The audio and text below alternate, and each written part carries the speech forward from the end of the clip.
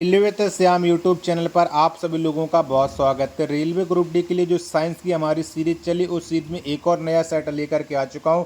अगर आप वास्तव में रेलवे ग्रुप डी में सिलेक्शन लेना चाहते हो तो साइंस के महत्वपूर्ण प्रश्न भी आपको करने पड़ेंगे और मैं आपको वही प्रश्न कराता हूँ जो रेलवे ग्रुप डी के एग्जाम में कभी न कभी पूछे गए। तो आज के इस वीडियो को आप लोग शुरू से लेकर के एंड तक फुल वॉच कीजिएगा और कितने प्रश्न आप सही कर पाते हो कमेंट बॉक्स में आपको अपना स्कोर है जरूर शेयर करना है और लगातार मैं मेहनत करूँ तो आप लोग हमारे चैनल का सपोर्ट है वो जरूर बनाए रखिएगा। तो चलिएगा फिर शुरू करते हैं।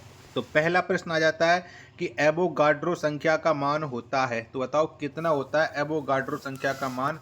पहले प्रश्न का राइट आंसर आपको देना है। तो इसका जो मान होता है वो होता है 6.023 गुणित 10 की पावर 23। पहला का बी ऑप्शन देने वालों का करेक्ट आंसर हो जाएगा। प्रश्न संख्या 2 आ जाता है कि दूरी मापने की सबसे बड़ी इकाई है, तो बताओ इनमें से कौन सी हो जाएगी दूरी मापने की सबसे बड़ी इकाई। प्रश्न संख्या 2 का राइट आंसर क्या हो जाएगा, तो पारसेक हो जाती है दूरी मापने की सबसे बड़ी इकाई। 2 नंबर प्रश्न का ए ऑप्शन देने वालों का राइट आंसर हो जाएगा। नेक्स्ट प्रश्न आ जाता है प्रश्न संख्या 3 है कि एक प्रकाश वर्ष है, तो बताओ कितने मीटर के बराबर होता है एक प्रकाश वर्ष।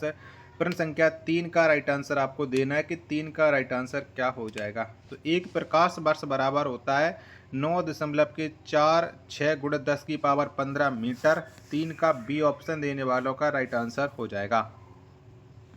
अगला प्रश्न आ जाता है प्रश्न संख्या 4 है आपके सामने कि 1 लीटर कितना गैलन के बराबर होता है, तो बताओ कितने गैलन के बराबर होता है 1 लीटर। 4 नंबर प्रश्न का राइट आंसर क्या हो जाएगा, तो ये होता है 0.2642 के बराबर 1 लीटर। 4 का ए ऑप्शन देने वालों का करेक्ट आंसर हो जाएगा। 5वें नंबर का प्रश्न कि 1 फरवरी में कितना मीटर होता है, तो बताओ कितने मीटर होते हैं 1 फरवरी में। 5 का राइट आंसर क्या हो जाएगा, तो ये होते हैं 10 की पावर 15 मीटर होती हैं। 5 का बी ऑप्शन देने वालों का राइट आंसर हो जाएगा। अगला प्रश्न आ जाता है आपके सामने प्रश्न संख्या 6 आपके सामने कि लॉगरिथम के आविष्कारक हैं, तो बताओ इनमें से किसके द्वारा ये लॉगरिथम का आविष्कार किया गया था। 6वें नंबर प्रश्न का राइट आंसर क्या हो जाएगा, तो लॉगरिथम के जो आविष्कारक हो जाते हैं वो जॉन नेपियर हो जाते हैं, यानी 6 नंबर प्रश्न का सी ऑप्शन देने वालों का राइट आंसर हो जाएगा। अगला प्रश्न आ जाता है प्रश्न संख्या 7 है क्वांटम सिद्धांत के प्रतिपादक हैं, तो बताओ इनमें से कौन हो जाते हैं क्वांटम सिद्धांत के प्रतिपादक है। 7 का राइट आंसर आपको देना है कि 7 का राइट आंसर क्या हो जाएगा, तो मैक्स प्लांक हो जाते हैं क्वांटम सिद्धांत के प्रतिपादक। 7 का सी ऑप्शन देने वालों का करेक्ट आंसर हो जाएगा।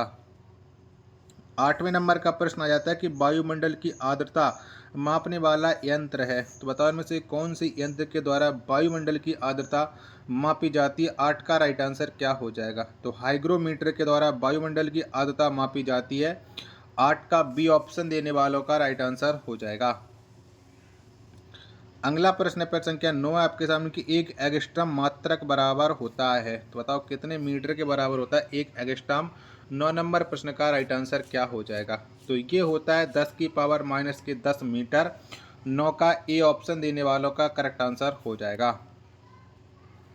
चलेगा प्रश्न संख्या 10 आ जाता है आपके सामने कि पृथ्वी के उपग्रह का कक्षीय वेग निर्भर करता है, तो बताओ किस पर निर्भर करता है पृथ्वी के उपग्रह का कक्षीय वेग। 10 का राइट आंसर आपको देना है कि 10 का राइट आंसर क्या हो जाएगा, तो ये कक्षा की त्रिज्या पर निर्भर करता है। 10 का ए ऑप्शन देने वालों का राइट आंसर हो जाएगा।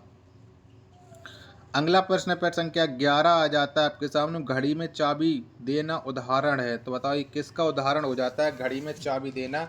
11 नंबर प्रश्न का राइट आंसर आपको देना है, तो ये हो जाता है स्थितिज ऊर्जा का। 11 का सी ऑप्शन देने वालों का राइट आंसर हो जाएगा। चलेगा अगला प्रश्न है आपके सामने प्रश्न संख्या 12 आ जाता है यदि किसी पिंड के संवेग 50% बढ़ा दिया जाए तो गतिज ऊर्जा का मान, तो बताओ कितना हो जाएगा गतिज ऊर्जा का मान। 12 नंबर प्रश्न का राइट आंसर क्या हो जाएगा, तो 125% बढ़ जाएगा गतिज ऊर्जा का मान, यानी 12 का सी ऑप्शन देने वालों का करेक्ट आंसर हो जाएगा। चलेगा अगला प्रश्न आ जाता है आपके सामने प्रश्न संख्या 13 की अनुदैर्घ्य तरंग उत्पन्न हो सकती है, तो बताओ किसमें उत्पन्न हो सकती है अनुदैर्घ्य तरंग। 13 नंबर प्रश्न का राइट आंसर क्या हो जाएगा, तो ये सभी माध्यम में उत्पन्न हो सकती है अनुदैर्घ्य तरंग। 13 का ए ऑप्शन देने वालों का राइट आंसर हो जाएगा। वीडियो पसंद आ रही होगी तो प्लीज़ वीडियो को लाइक और चैनल को आप लोगों ने अभी तक सब्सक्राइब नहीं कर रखा होगा तो चैनल को आप लोग जरूर सब्सक्राइब कर लीजिएगा। अगला प्रश्न संख्या 14 आ जाता है, किस माध्यम में अनुप्रस्थ तरंग उत्पन्न नहीं हो सकती है? तो बताओ कौन सी माध्यम में नहीं हो सकती अनुप्रस्थ तरंग दैर्घ्य उत्पन्न? 14 का आंसर आपको बताना है। चलिएगा 14 के मैं आपको चारों ऑप्शन दिखा देता हूँ, जिसके बाद आप लोग इस प्रश्न का राइट आंसर है वो डिसाइड कर सकते हो। तो बताओ इनमें से कौन सी माध्यम में तरंग दैर्घ्य उत्पन्न नहीं हो सकती है? 14 का आंसर आपको देना है। तो ये हवा में नहीं हो सकती है, सी ऑप्शन देने वालों का राइट आंसर हो जाएगा। प्रश्न संख्या 15 आपके सामने की प्रतिबल और विकृति का अनुपात कहलाता है। तो बताओ क्या कहते हैं? 15 नंबर प्रश्न का राइट आंसर क्या हो जाएगा? तो प्रत्यास्थता गुणांक कहलाता है, यानी 15 का जो राइट आंसर हो जाएगा वो ऑप्शन संख्या ए एकदम से करेक्ट आंसर हो जाएगा। नेक्स्ट प्रश्न पर संख्या 16 आ जाता है कि पनडुब्बी आधारित है। तो बताओ कौन से नियम और कौन से सिद्धांत पर ये पनडुब्बी आधारित हो जाती है? 16 का राइट आंसर क्या हो जाएगा? तो ये अकरमंडीज के सिद्धांत पर आधारित हो जाती है पनडुब्बी। 16 का बी ऑप्शन देने वालों का राइट आंसर हो जाएगा। अगला प्रश्न पर संख्या 17 आ जाता है कि समुद्र में तैरना नदी की अपेक्षा आसान है क्योंकि? तो बताओ क्यों आसान होता है समुद्र में तैरना? 17 नंबर प्रश्न का राइट आंसर क्या हो जाएगा? 17 के चारों ऑप्शन आपकी स्क्रीन पर शो हो रहा है। तो समुद्र के पानी का घनत्व नदी के पानी के घनत्व से अधिक होता है, इसलिए समुद्र में तैरना आसान हो जाता है। डी ऑप्शन देने वालों का राइट आंसर हो जाएगा। 18वें नंबर का प्रश्न आ जाता है कि तरंग अपश्रव्य कही जाती है जब उसकी आवृत्ति हो। तो बताओ कितनी हर्ट्ज के बीच में हो जाएगी? 18 का आंसर आपको देना है। तो 20 हर्ट्ज से कम हो तब ये आवृत्ति हो जाती है, यानी 18 का डी ऑप्शन देने वालों का राइट आंसर हो जाएगा। 19 नंबर का प्रश्न है आपके सामने कि यदि तरंग की लंबाई का मान आधा कर दिया जाए तो ध्वनि का वेग? तो बताओ ध्वनि का वेग कैसा हो जाएगा, ये आपको बताना है। तो जो ध्वनि का वेग है वो आधा हो जाएगा, यानी 19 का ए ऑप्शन देने वालों का राइट आंसर हो जाएगा। प्रश्न संख्या 20 है आपके सामने की ध्वनि तरंगें हैं। तो बताओ ध्वनि तरंगें कैसी होती हैं? 20 का आंसर आपको देना है कि 20 का राइट आंसर क्या हो जाएगा? तो अनुदैर्घ्य होती हैं ध्वनि तरंगें। 20 का ए ऑप्शन देने वालों का राइट आंसर हो जाएगा। प्रश्न संख्या 21 है आपके सामने, गोलीय दर्पण की फोकस दूरी उसकी वक्रता त्रिज्या की होती है। तो बताओ कैसी होती है? 21 का आंसर आपको देना है कि 21 का राइट आंसर क्या हो जाएगा? तो गोलीय दर्पण की जो फोकस दूरी है ये वक्रता त्रिज्या की आधी होती है, यानी 21 नंबर प्रश्न का ए ऑप्शन देने वालों का राइट आंसर हो जाएगा। अगला प्रश्न आ जाता है प्रश्न संख्या 22 है आपके सामने कि उत्तल दर्पण द्वारा बना प्रतिबिंब होता है। तो बताओ कैसा प्रतिबिंब बनता है उत्तल दर्पण से? 22 नंबर प्रश्न का राइट आंसर क्या हो जाएगा? तो ये काल्पनिक और सीधा बनता है उत्तल दर्पण का प्रतिबिंब। 22 का सी ऑप्शन देने वालों का राइट आंसर हो जाएगा। अगला प्रश्न प्रश्न संख्या 23 है आपके सामने कि प्रकाश तरंग उदाहरण है। तो बताओ ये किसका उदाहरण हो जाता है प्रकाश तरंग? 23 नंबर प्रश्न का राइट आंसर क्या हो जाएगा? तो ये विद्युत चुंबकीय तरंग का उदाहरण हो जाता है प्रकाश तरंग। 23 नंबर प्रश्न का जो राइट आंसर हो जाएगा वो हो जाएगा आपका ऑप्शन संख्या बी एकदम से राइट आंसर। नेक्स्ट प्रश्न पर संख्या 36 आ जाता है आपके सामने कि फोटोग्राफिक कैमरे का अभिदृश्यक लेंस होता है। तो बताओ कैसा होता है? 24 नंबर प्रश्न का राइट आंसर क्या हो जाएगा? तो फोटोग्राफिक कैमरे का जो अभिदृश्यक लेंस होता है ये होता है उत्तल, यानी 24 का बी ऑप्शन देने वालों का, जितने भी लोगों ने बी ऑप्शन सोचा होगा उनका ये करेक्ट आंसर हो जाएगा। आशा और उम्मीद करता हूँ आप सभी लोगों को ये वीडियो यहाँ तक ज़रूर पसंद आई होगी। तो प्लीज़ इस वीडियो को लाइक और चैनल को आप लोग सब्सक्राइब करना बिल्कुल ना भूलें।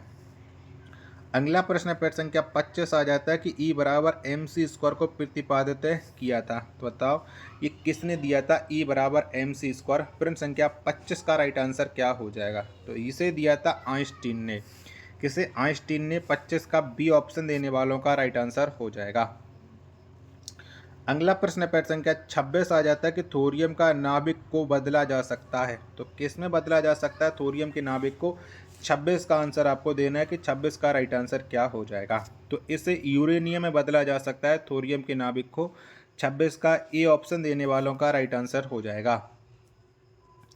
अगला प्रश्न आ जाता है प्रश्न संख्या 27 के फ्यूज के पदार्थ का होना चाहिए। तो बताओ कैसा गलनांक या कैसा प्रतिरोध होना चाहिए फ्यूज के पदार्थ का 27 का राइट आंसर क्या हो जाएगा? तो उच्च प्रतिरोध और निम्न गलनांक होना चाहिए फ्यूज के पदार्थ का 27 का सी ऑप्शन हो जाएगा करेक्ट आंसर। ए एवं बी दोनों राइट आंसर। 28 नंबर का प्रश्न आ जाता है आपके सामने कि निम्न विद्युत चुम्बकीय तरंगों में किसकी आवृत्ति अधिकतम होती है? बताओ किसकी होती है अधिकतम? 28 का राइट आंसर आपको देना है कि 28 का राइट आंसर क्या हो जाएगा? तो ये वाई किरणों की हो जाती है यानी 28 का बी ऑप्शन करेक्ट आंसर हो जाएगा। चलिएगा 29 नंबर का प्रश्न आ जाता है आपके सामने कि ऊर्जा का क्षय कम होता है। तो बताओ किस में होता है ऊर्जा का क्षय कम? 29 का आंसर आपको देना है। तो ये प्रत्यावर्ती धारा में हो जाता है। 29 का बी ऑप्शन देने वालों का राइट आंसर हो जाएगा। प्रश्न संख्या 30 आ जाता है आपके सामने कि ट्रांसफार्मर किस सिद्धांत पर आधारित है? तो बताओ इनमें से कौन सिद्धांत पर ट्रांसफार्मर आधारित होता है? 30 का राइट आंसर आपको देना है कि 30 का राइट आंसर क्या हो जाएगा? तो ये होता है चुंबकीय प्रेरण पर आधारित। 30 का बी ऑप्शन देने वालों का राइट आंसर हो जाएगा। 31 नंबर का प्रश्न आ जाता है आपके सामने घरेलू प्रकाश के लिए प्रयुक्त लैंप किस क्रम में जोड़ते हैं? तो बताओ कौन से क्रम में जोड़ते हैं? 31 का आंसर आपको देना है। तो घरेलू प्रकाश के जो लेंस हैं इन्हें समांतर क्रम में जोड़ा जाता है।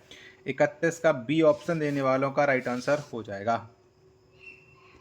नेक्स्ट प्रश्न पर संख्या 32 आ जाता है आपके सामने कि ऊष्मा किस प्रक्रिया से सर्वाधिक तीव्र गति से स्थानांतरित होती है? तो बताओ ये किस में सर्वाधिक स्थानांतरित होती है तीव्र गति से? 32 का राइट आंसर। तो ये विकिरण में होती है।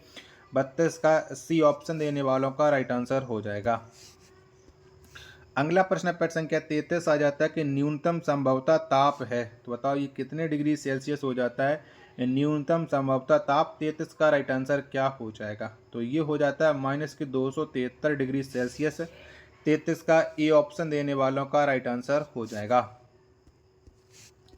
अगला प्रश्न पर संख्या 34 आ जाता है कि यदि वायुमंडल ना होती तो दिन की अवधि होती। तो बताओ कैसे हो जाए दिन की अवधि? प्रश्न संख्या 34 का राइट आंसर आपको देना है कि 34 का राइट आंसर क्या हो जाएगा? तो दिन की अवधि कम होती। 34 का ए ऑप्शन देने वालों का राइट आंसर हो जाएगा। प्रश्न संख्या 35 आ जाता है कि सूर्य ग्रहण के समय सूर्य का कौन सा भाग दिखाई देता है? तो बताओ कौन सा भाग हम देख सकते हैं सूर्य ग्रहण के समय सूर्य का? 35 नंबर प्रश्न का राइट आंसर क्या हो जाएगा? तो ये क्रीट भाग को हम देख सकते हैं यानी 35 का बी ऑप्शन देने वालों का राइट आंसर हो जाएगा। प्रश्न संख्या 36 आ जाता है आपके सामने कि सूर्य के प्रकाश का आंतरिक परावर्तन हो सकता है यदि प्रकाश। तो किस में जाने से ये सूर्य के प्रकाश का आंतरिक परावर्तन हो सकता है? 36 का राइट आंसर क्या हो जाएगा? तो कांच से वायु में जाने पर हो जाएगा यानी 36 का सी ऑप्शन देने वालों का राइट आंसर हो जाएगा। आशा और उम्मीद करता हूँ आप सभी लोगों को ये वीडियो जरूर पसंद आई होगी। तो प्लीज़ आप सभी लोग इस वीडियो को लाइक और चैनल को आप लोग सब्सक्राइब करना बिल्कुल ना भूलें। मिलते पर अपने एक और नेक्स्ट वीडियो के साथ, तब तक के लिए धन्यवाद। जय हिंद, वंदे मातरम।